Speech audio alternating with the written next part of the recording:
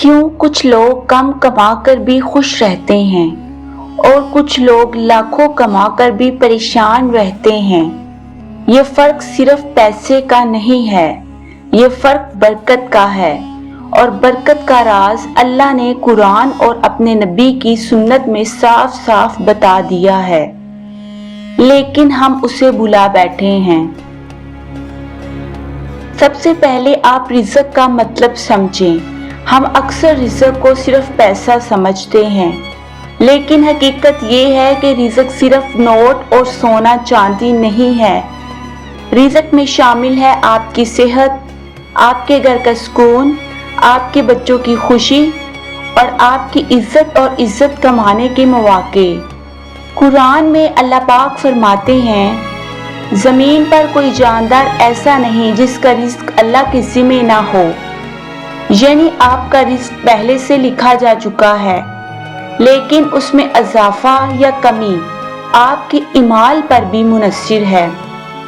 तो दोस्तों, सबसे पहला राज रिज़्क का है शुक्रगुजारी। अल्लाह ताला कुरान में वादा करते हैं, अगर तुम शुक्र अदा करोगे तो मैं तुम्हें और ज्यादा दूंगा। तो रिज़्क बढ़ाने का पहला राज है शुक्र। रोजाना अपने दिल को ये एहसास दिलाएं कि जो कुछ मेरे पास है वो अल्लाह की रहमत है। जब आप नेमतों का शुक्र अदा करते हैं तो अल्लाह मजीद नेमतें अता फरमाता है। इसका दूसरा राज है नमाज और तकवा। कुरान पाक में है, जो अल्लाह से डरता है अल्लाह उसके लिए रास्ता निकालता है और उसे वहां से रिज़्क देता है जहां से उसका गुमान भी नहीं होता।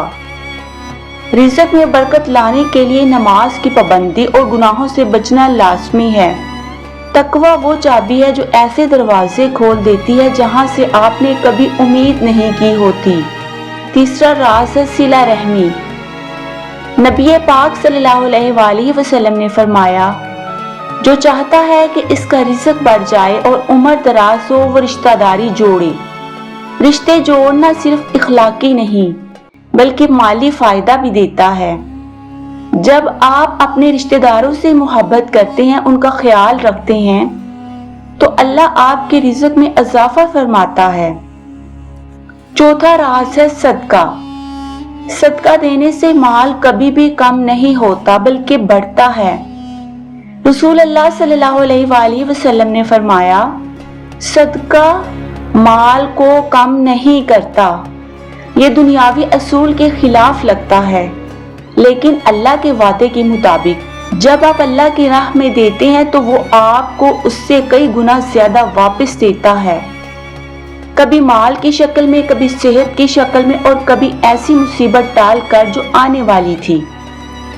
पांचवा राज सुबह की बरकत। नबी पाक सल्लल्लाहु अलैहि वसल्लम ने दुआ दी, ऐ अल्लाह मेरी उम्मत के सुबह के वक्त को बरकत वाला बना दे।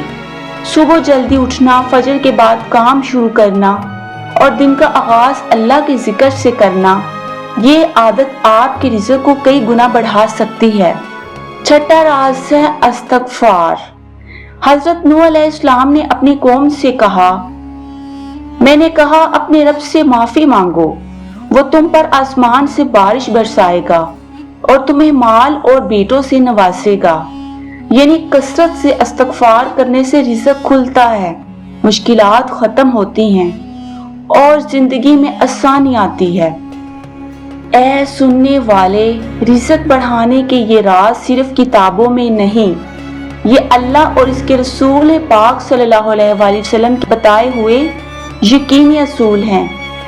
आप आज से अहद कर लो, नमाज की पाबंदी, रोजाना शुक्र अदा करना, रिश्ते जोड़ना, सदका देना, सुबह जल्दी उठना और कसरत से इस्तग़फ़ार करना है।